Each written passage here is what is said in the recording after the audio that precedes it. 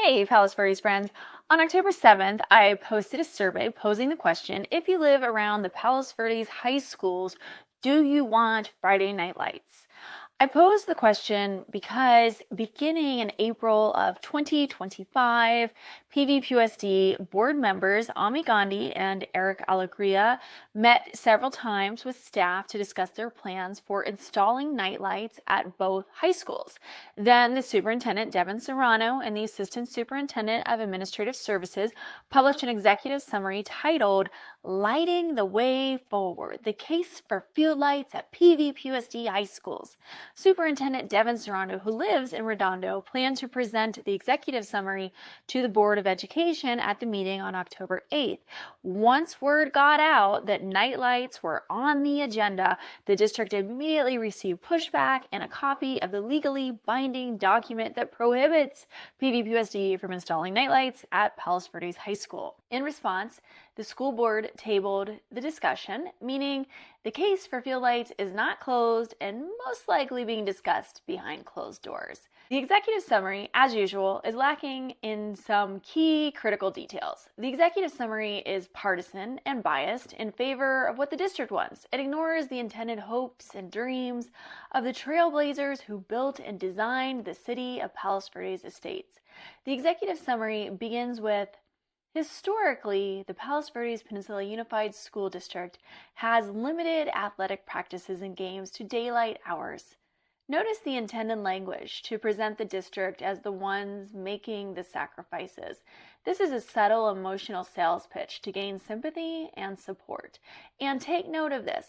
The executive summary reads, in 1993 and 2011, the district explored the possibility of installing permanent field lights at its high schools, but paused due to community concerns. It was more than concerns. It's more like a century-old legacy and lawsuits and huge public outrage. It sounds like PVPUSD is in need of a history lesson.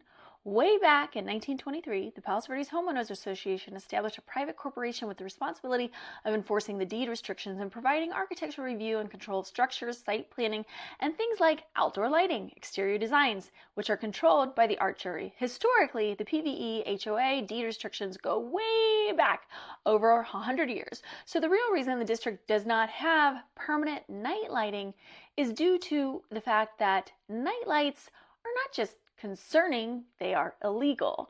It is even talked about in the movie The Tribes of Palos Verdes. There were no lights on the football stadium because the locals didn't want anyone from out of town there after dark. Or anywhere in PV, really. You would think the district knows Palos Verdes Estates has a century-old city ordinance written to preserve the legacy of the city and to maintain the natural and rural atmosphere. Namely, the unique feature enshrined in PVE's city ordinance is no lights. No kicks! I can understand why the district, the booster clubs, parents, and athletes want night lights. Friday night games are more exciting than daylight games, and extended field time is convenient for kids and coaches. But at what cost? The burden will fall on the homeowners, who will no longer have the quiet, dark nights they have enjoyed for years. And once those field lights go up, it sets a precedent for more. The district and those who enjoy the tax-funded schools need to remember it's the Palos Verdes homeowners who pay the taxes to keep the lights on during the day. I am just curious, did the superintendent and Eric Alegria and Ami Gandhi simply not know why there were no lights in Palos Verdes Estates? Have they never driven down the streets of Palos Verdes and noticed there's no traffic lights, no street lights, just starlights and satellites? Did they not know about the deed restrictions? Or did they know? And do they have an inside connection with someone on the PVE HOA, maybe someone with a football player or ties to the athletic department? Why else would it be on the agenda unless they think they can win their case to light their way forward? Let me know in the comments what you think. Thanks for listening.